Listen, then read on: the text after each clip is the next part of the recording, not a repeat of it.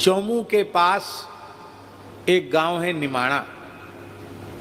उस गांव में हम अपने पूज्य गुरुदेव भक्तमाली जी के साथ गए। एक महात्मा ने बुलाया था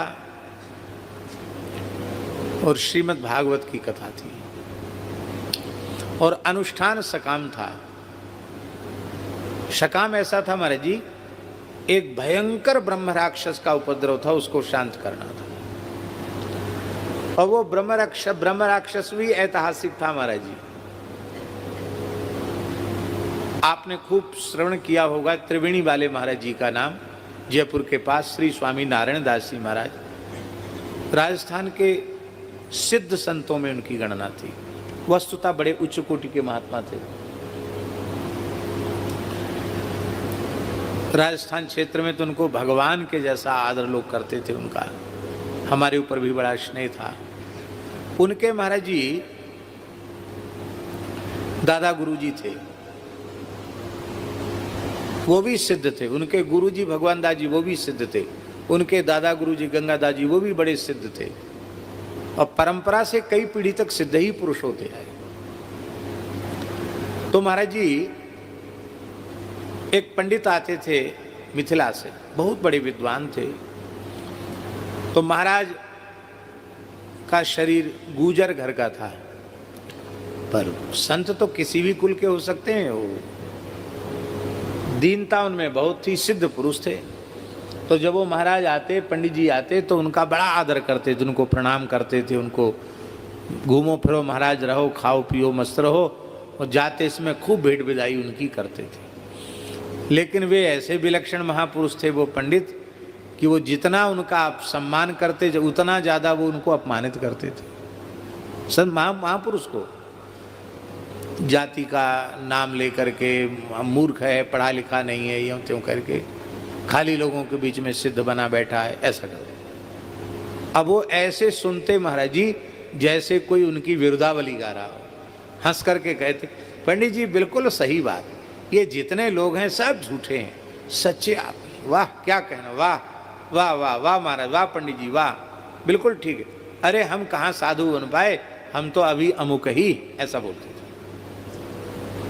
एक बार कुछ ज्यादा ही उपद्रव करने लगे तो महाराज के जो शिष्य थे, सेवक थे, वो सहन नहीं कर पाए। उन्होंने कहा अरे बहुत हो गया, सुनते सुनते कान पक गए। गुरु महाराज की सरलता की भी चरम सीमा और इस दुष्ट की दुष्टता की अभी देख। अरे राम राम राम, ब्राह्मण के ऊपर प्रहार मत करना, कुछ अपमान नहीं करना। अरे वो कैसे कैसे बोल रहा है, सब साधुओं को गाली दे रहा है। वो महाराज जी सिद्ध पुरुष थे, उनके मुंह से निकल गया, क्या करें बेचारा पागल हो गया।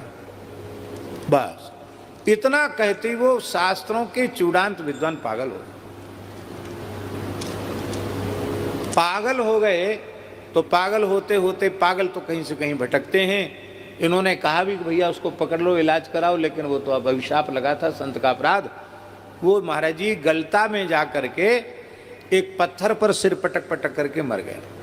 वहीं ब्रह्म राक्षस की होनी होगी। उनको पढ़े लिखे तो थे ही। एक महात्मा उनको वो परेशान करने लगे, वो भी अनुष्ठानी संत थे। वो इतने दुखी हो गए कि रुनुकता में यमुना जी में कूद कर प्राण देने के लिए तैयार हो गए। वो ब्रह्म राक्षस प्रकट हो गया, तरह तरह के भेष बनाता था। उसने कहा मैं तो परेशान हूं, तुमको मरने के लिए थोड़ी सता रहा हूं, हमको इस योनि से छुड़ाओ, क्योंकि अब तीसरी पीढ़ी चल रही है। नारायण दास जी तीसरी पीढ़ी में थे। मेरे उद्धार का उपाय पूछ के आओ।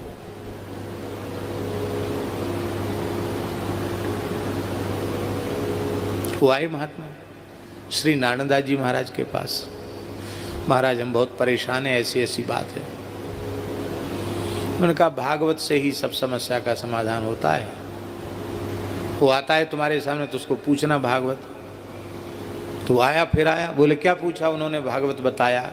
अब मैं भागवत किससे कराऊं? तो महाराज जी वो ब्रह्म राक्षस बोला कि वृंदावन में एक अमुक नाम के महापुरुष हैं, यदि वे भागवत सुना दें तो मेरा उद्धार हो जाए। महाराज जी का नाम लिया उस ब्रह्म राक्षस ने। इनको भी सब पता रहता है कि हमारा उद्धार करने में कौन समर्थ है। भक्तमाली जी का नाम लिया, महाराज जी के पास संदेश भेजा कि हमारे तो प्राण चले जाए, नहीं तो आप आओ। तो हम भी महाराज जी के साथ गए। वो महात्मा महाराज जी परम अकिंचन, अब तो खूब समृद्ध हो गए वो, पर उस समय बहुत अकिंचन थे। फूस की झोपड़ी में रहते और हम लोग गए तो 2-3 किलोमीटर तो पैदल चल के वहाँ पहुँचे। और हमारा सामान भी गुरु महाराज ने अपनी पीठ पर ले लिया। बोले पंडित जी खाली हाथ चल सकते हो कि नहीं? हमारा थैला भी अपने कंधे पर ले लिया। हम लोग वहाँ गए तो उस गांव में महाराज जी जहाँ खेत पे महात्मा भजन कर रहे थे वहाँ बिजली नहीं थी।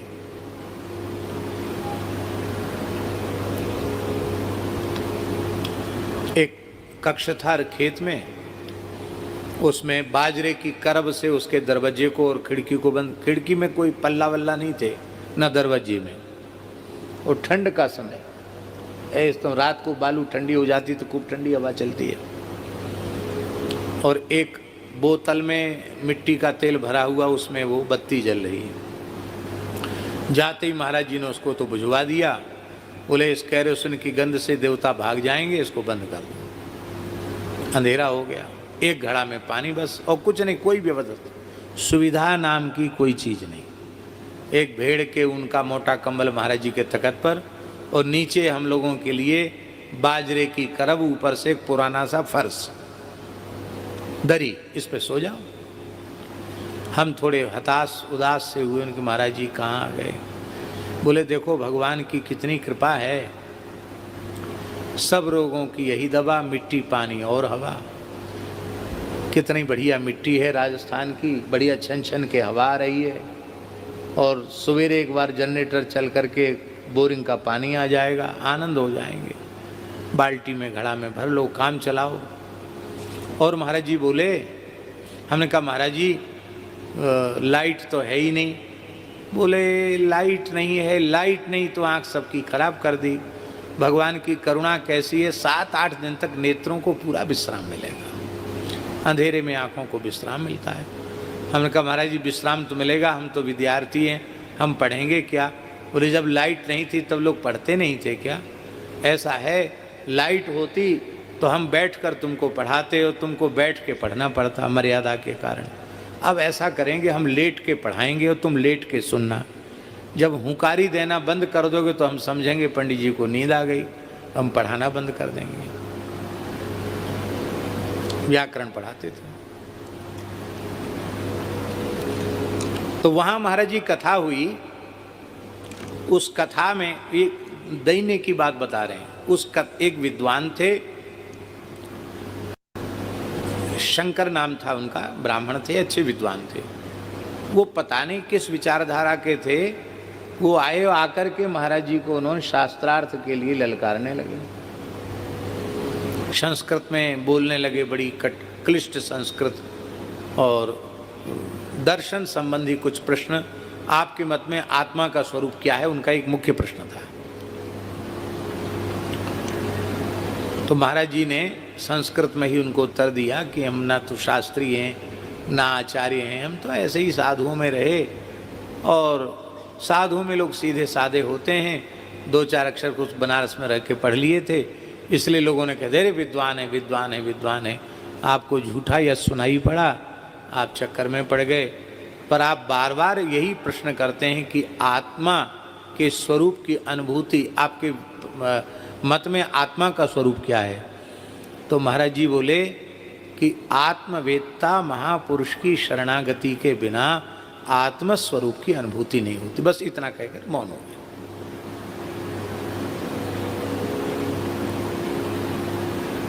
और गांव के लोग ताली बजाने। ये बाबा महाराज स्वरूप में तो, वेशभूषा में तो एकदम सीधे साधे थे ही। अरे देव, गांव के पंडित जी ने महाराज की बोलती बंद कर दी, कुछ नहीं बोल पाए, खाली दंडोत करते रह गए। और हमको इतना मन में क्षोभ हो रहा था कि हम बच्चे हैं, कुछ पढ़े लिखे होते तो हम कहते क्या गुरुजी से बात करता, हमसे बात कर।